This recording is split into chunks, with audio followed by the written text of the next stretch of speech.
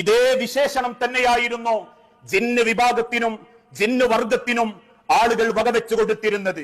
രണ്ട് രീതിയിലാണ് ജിന്നുകൾക്ക് കഴിവുണ്ടെന്ന് ഈ അന്ധവിശ്വാസികൾ പ്രചരിപ്പിച്ചത്. ഒന്ന്, മനുഷ്യന്റെ ശരീരത്തിൽ ജിന്ന് കയറും. അതിന് തെളിവ് ഇസ്ലാമിക ചരിത്രത്തിലില്ല. സ്വഹീഹായ ഒരു ഹദീസുകളിൽ പോലും മനുഷ്യ ശരീരത്തിൽ ജിന്നുകൾ പ്രവേശിച്ച് മനുഷ്യനെ ബുദ്ധിമുട്ടിക്കുന്ന പലതിലേക്കും ആ കൊണ്ടുപോകുമെന്ന് പറയുന്ന വ്യാഖ്യാനം അള്ളാഹുവിന്റെ പ്രവാചകൻ സല്ലല്ലാഹു അലൈഹി വസല്ലമയോ വിശുദ്ധ ഖുർആനോ നടത്തിയിട്ടില്ല.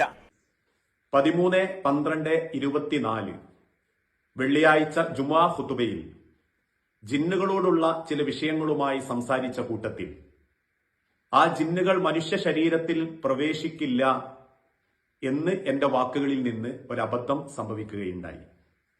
എന്റെ അറിവില്ലായ്മ കൊണ്ടും വേണ്ടത്ര ആ വിഷയത്തിലുള്ള അറിവ് നേടാൻ സാധിക്കാത്തതും കൊണ്ടാവാം ഞാൻ പറഞ്ഞതിൽ അബദ്ധമുണ്ടെന്ന് എന്റെ കേരള ജമിയത്തുൽ ഉലമയുടെ ഭാരവാഹികളായ പണ്ഡിതന്മാർ ബോധ്യപ്പെടുത്തി തന്നപ്പോൾ ഞാൻ ആ ബോധ്യപ്പെടുത്തിയ കാര്യങ്ങളെ കൃത്യമായി വിശുദ്ധ ഖുർആനിന്റെയും തിരുസുന്നത്തിന്റെയും തെളിവിന്റെ അടിസ്ഥാനത്തിൽ അവർ ഓർമ്മപ്പെടുത്തി തന്നപ്പോൾ ഞാനത് അംഗീകരിക്കുകയും ഞാനത് വിശ്വസിക്കുകയും ആ കേരള ജമിയത്തുൽ ഉലമയുടെ വിശ്വാസത്തെ, ആ തീരുമാനത്തെ പിന്തുണച്ച് മുൻപോട്ട് പോകാൻ ആഗ്രഹിക്കുകയും ചെയ്യുകയാണ്.